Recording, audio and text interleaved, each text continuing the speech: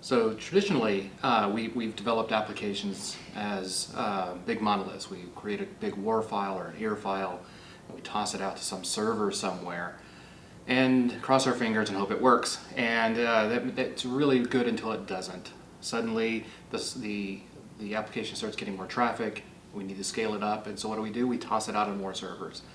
Never mind the fact that developing these big monolithic applications requires the developers to know the entire system, and it's really hard to bite off pieces of it. You have to sort of understand the whole system to be able to develop for it.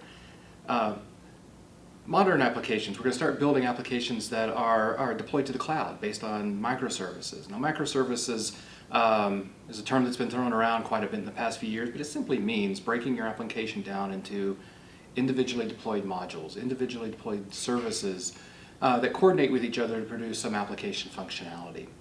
Microservices aren't a free lunch, though. There's challenges that come with building microservices, such because they are going to be a distributed system.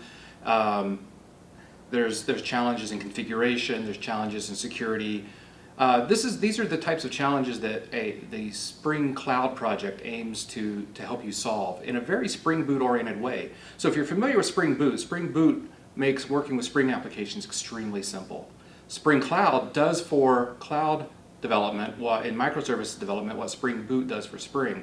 In a very simple manner, you can enable a centralized configuration server for your microservices. You can enable service discovery for those services. You can enable fault tolerance and failover for those services.